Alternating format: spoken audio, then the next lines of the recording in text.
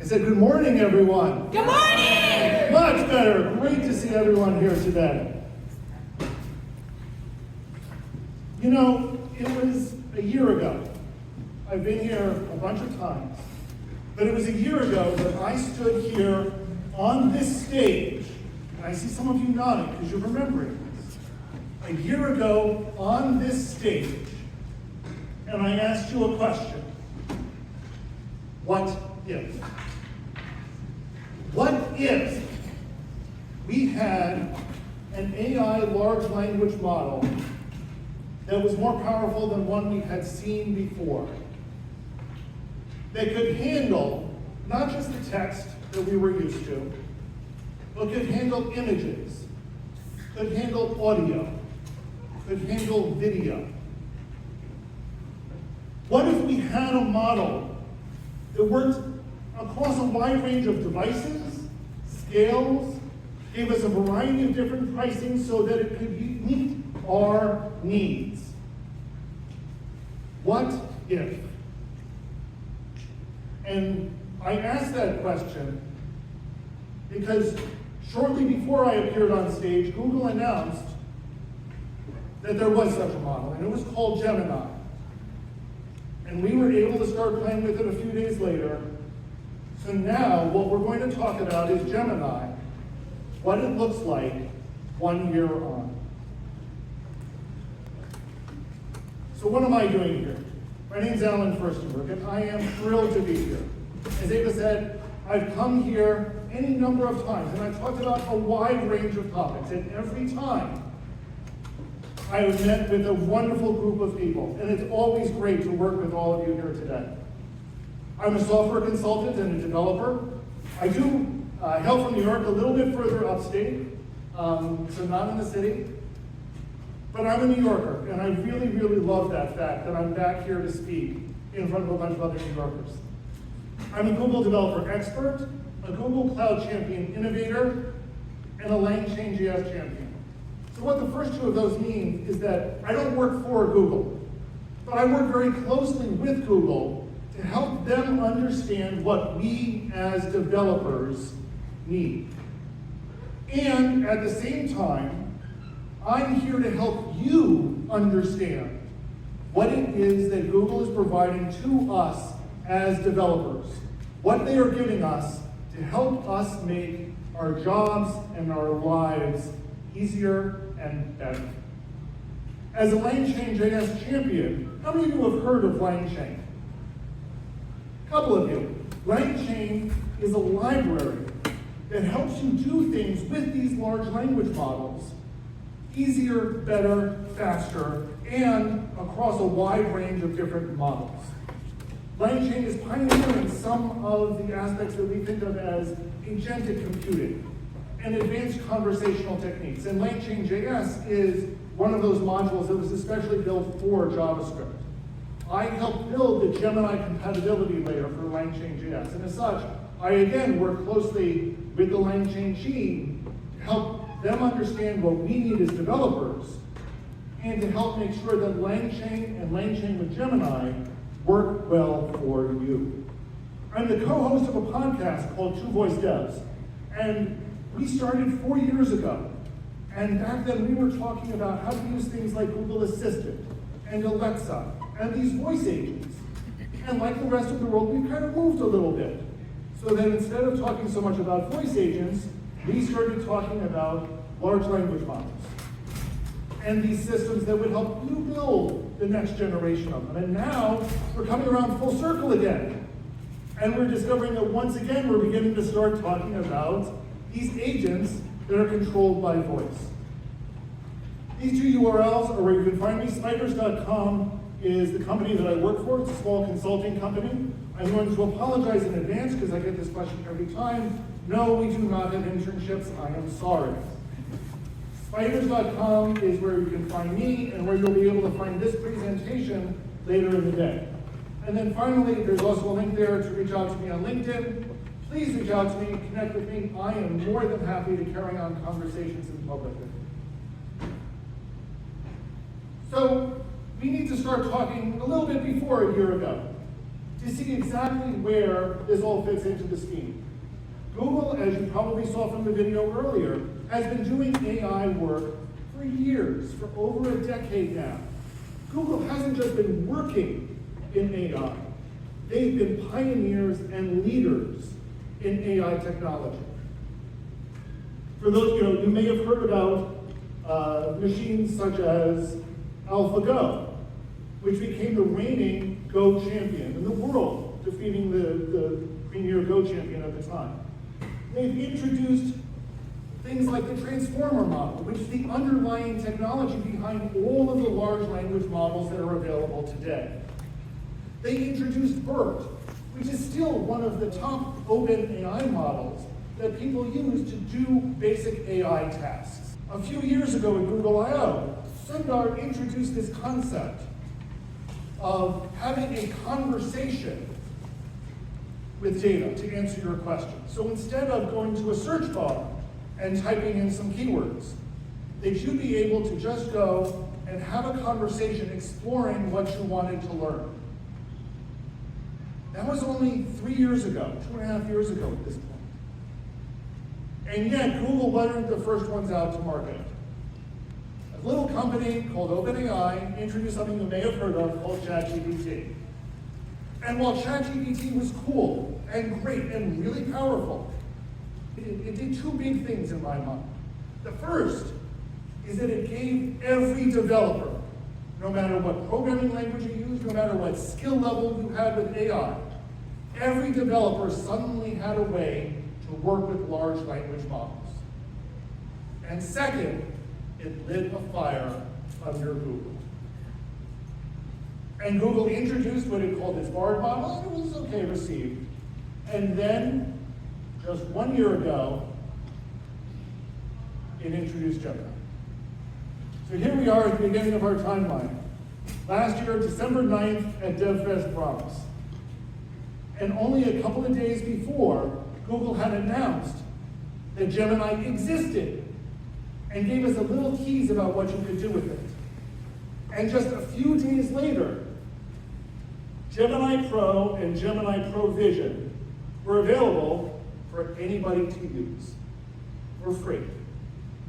All of us could access Gemini Pro and Gemini Pro Vision and play with it and start exploring the power that this tool gave us.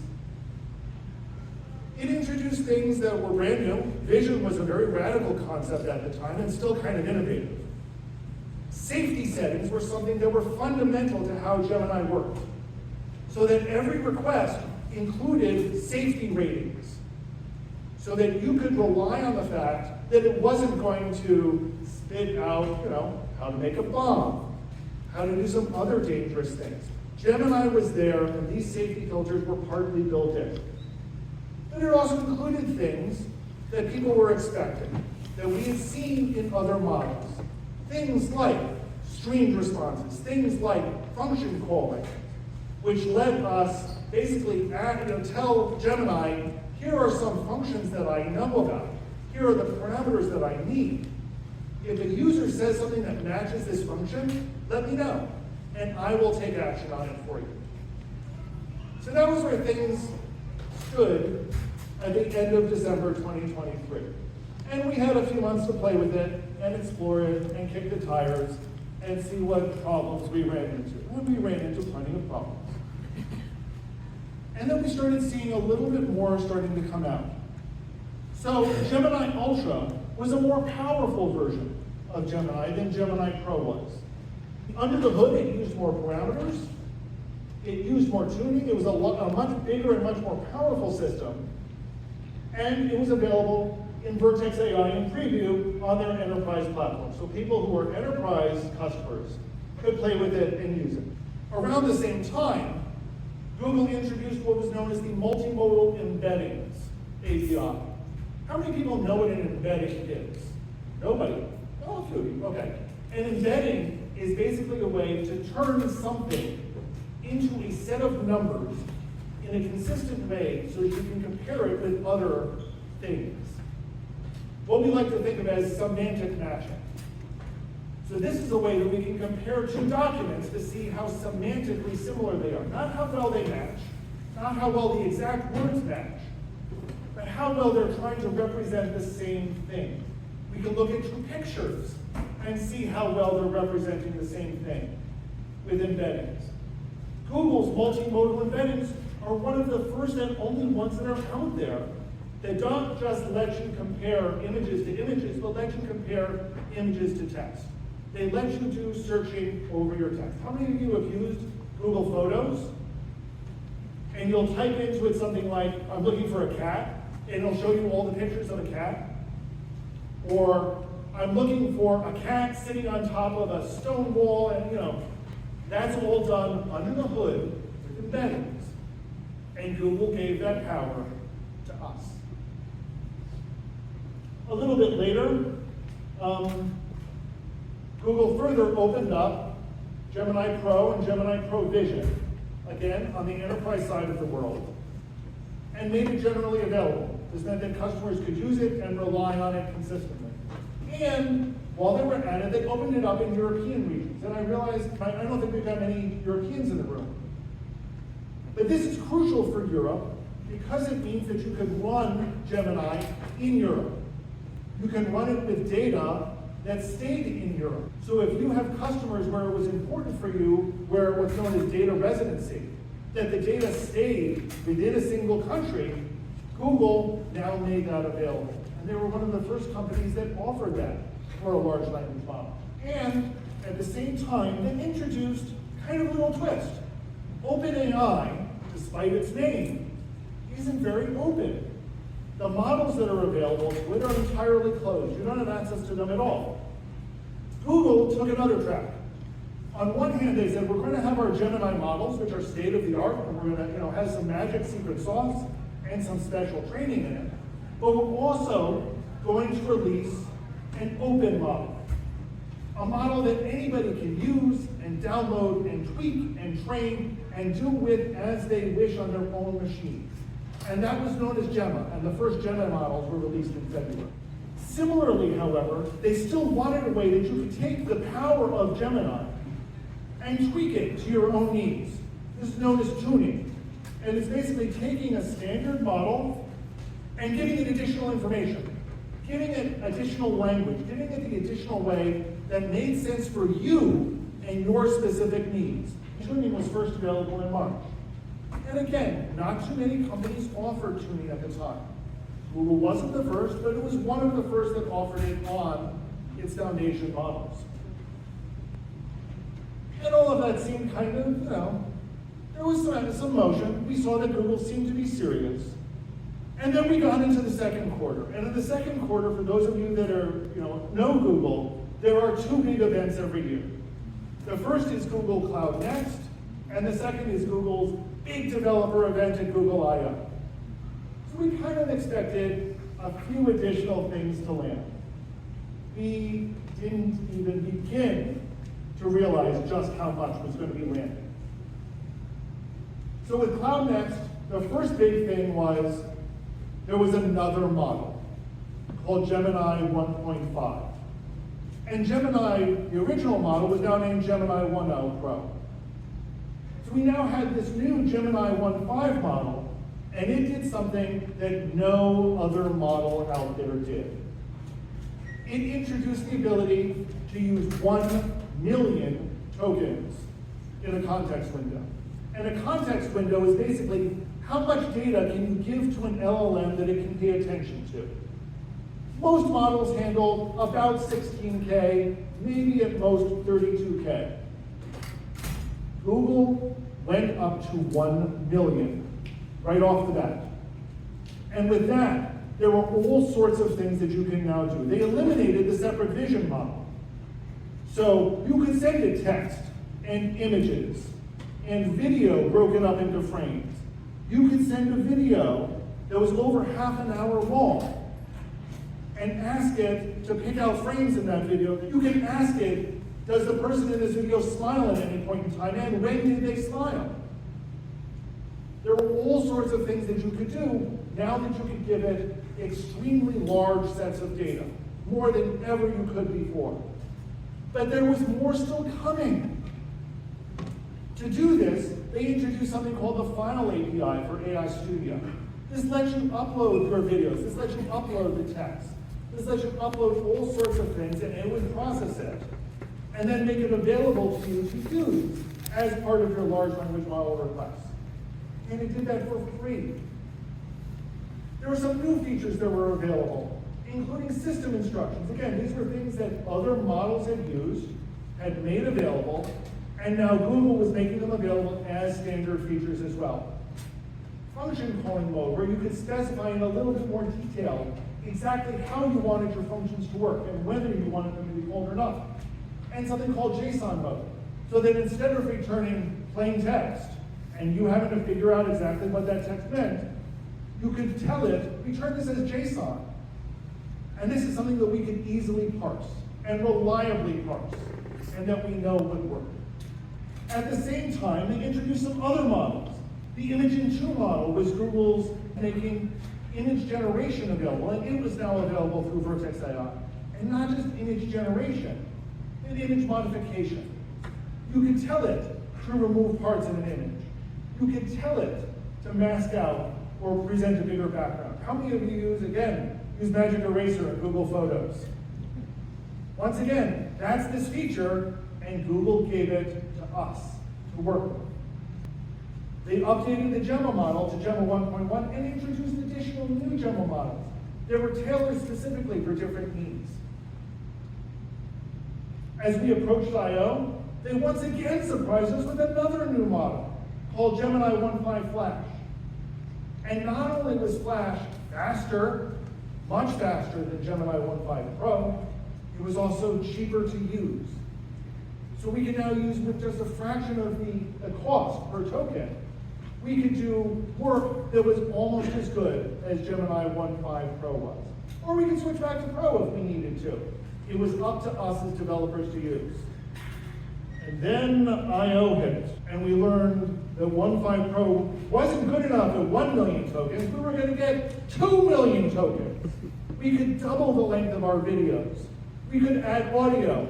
We could dump in so many pictures to analyze and compare. We could dump in massive amounts of code for it to analyze. So previously models, you could give it small snippets of code. With Gemini 1.5 Pro now, you can dump in almost your entire code base and ask it questions about your code, in your time, with your needs, meaning exactly what you wanted it to do. We were introduced to something called Project Astra, which was a truly amazing system that was built on top of Gemini that Google's researchers were using. But basically, you could just wander around with a camera in real time, asking questions of what the system saw, of what it had seen recently, of where things were, and asking it to do that analysis. And it was real time, and it was conversational. It was an assistant that was there with you, helping answer the questions that you needed when you needed them, not just based on what you were telling it, but based on the context of your surroundings, based on your world. We got more models. Gemma 2 was released, an update to Gemma. PaliGemma was announced. PaliGemma is being able to give it images along with your text and have it processed. And again, this is an open model. So it's not just that it's a model that someone's presented for you, but you can train it, you can tune it, you can adjust it. You can run it on your machine to meet your needs. AI Studio got a free and paid tier. So while there is and always would be a free tier, if you needed better performance, better reliability, there was now a paid tier that you'd be able to use. Batch prediction, there was something called grounding with Google Search. So for those of you, have any of you heard the term hallucinate? You know when your AI is hallucinating? Grounding is a way to address those hallucinations, to make sure that they are grounded and using actual facts. Google was now making it for the first time so that you could ground those facts in the results of Google search. In the wealth of Google's knowledge base that it has accumulated for decades, you can now ground your AI questions in that context. The file API was introduced so that it could handle both video and text, and all of that would be handling things for you seamlessly and easily.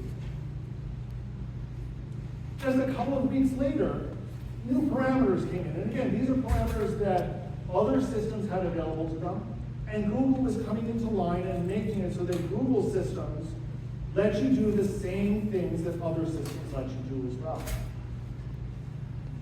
Then for the first time, we got something new again, context caching. Context caching allows you to create prompts or create other, not just prompts, videos, anything that goes into a conversation, and save it and on Google servers for some period of time.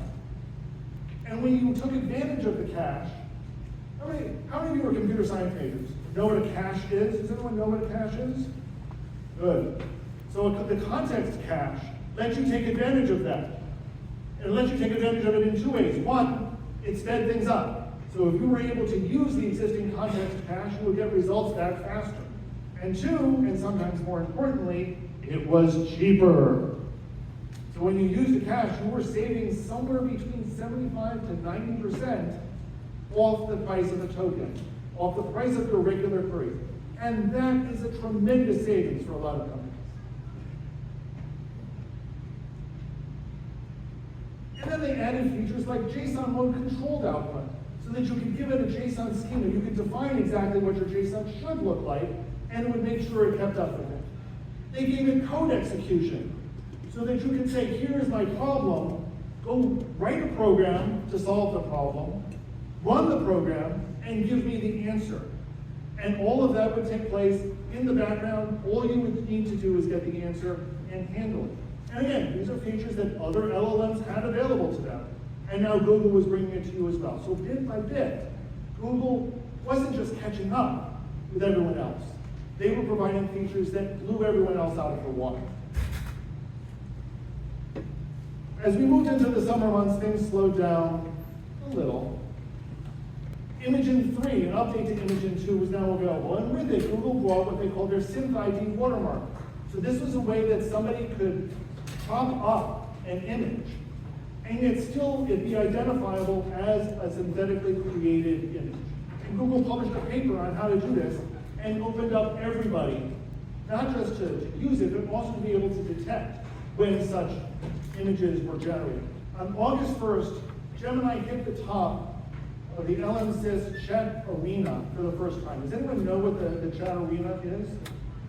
It's basically a way that many of these companies can use to compare exactly how good their chatbots, how good their LLMs are, in an anonymous way. So what will happen is people will go to the arena, they'll ask a question, and they'll be given two answers.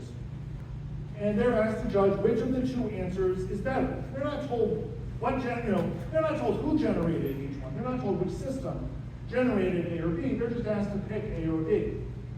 And for the first time, one of Google's models made it to the very top of the arena. And it had been hovering underneath it for a while now.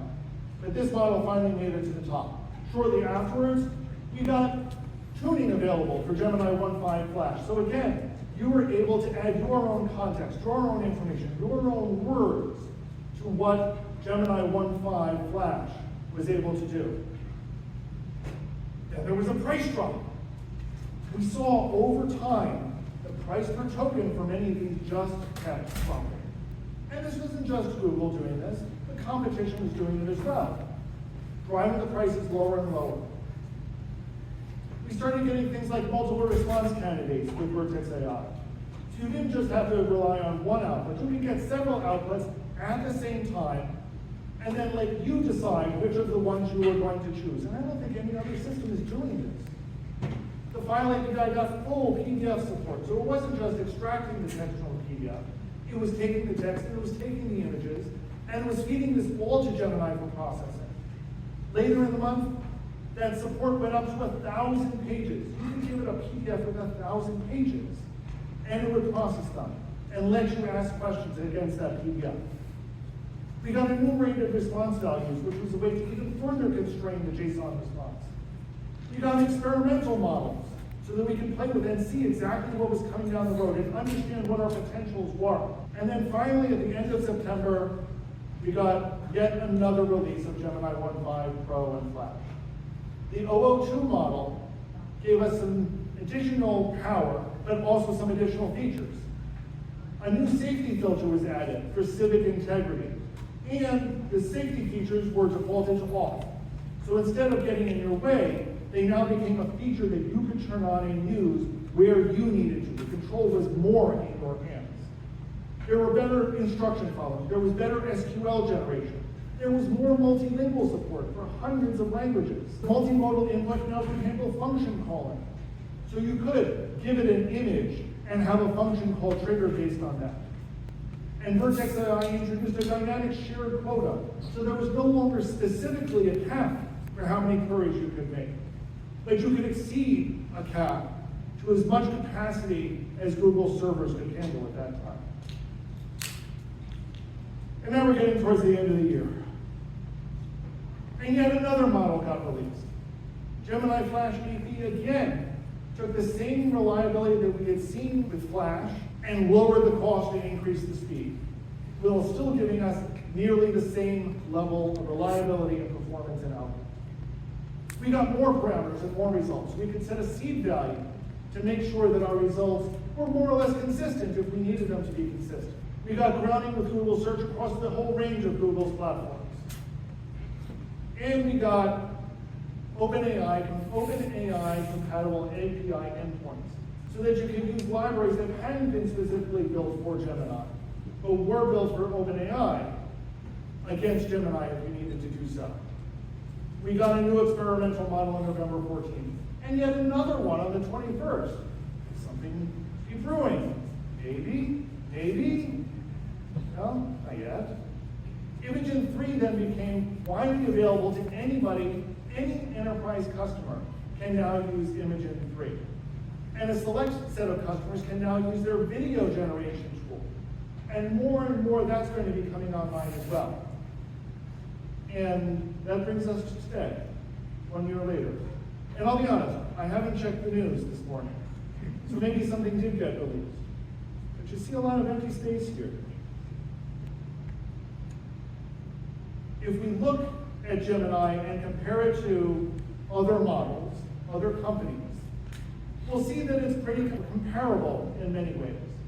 Superior in some ways, not quite there yet in others.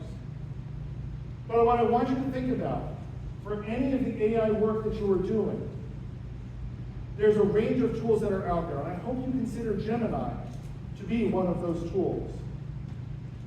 And what I'd like to think is that the question is no longer what if. There's no uncertainty here.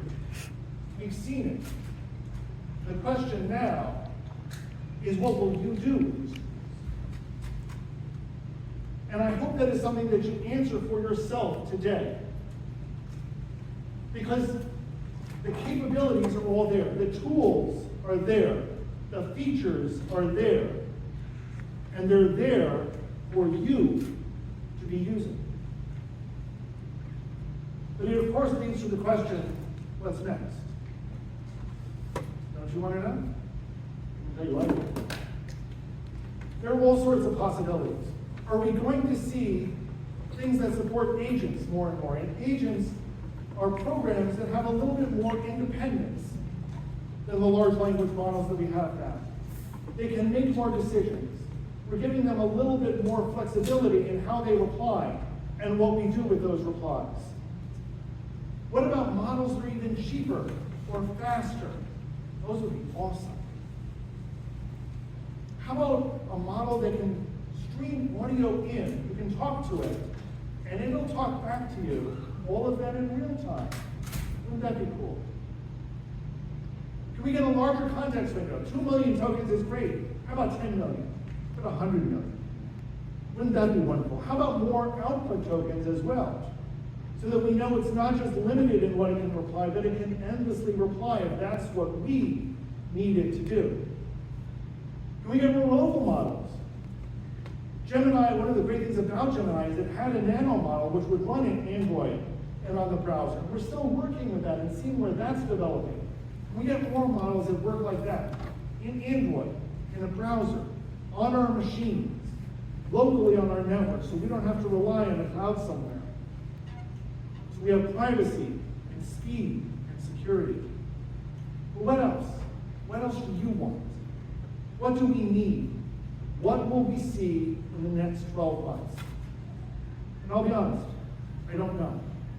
I have my wish list, but I do know that a year from now, or I hope a year from now, if Ava invites me back, I'll be standing here on stage, and you will be in the audience, and we will again be discussing what we, all of us, have learned in that past year. Here are some links where you can find out what's there now and what's going to be coming. This is where you can tap in for the next year to learn everything that's going on with Google. I'd like to thank you all very much, and I hope to see you again in December 2025. Thank you very much.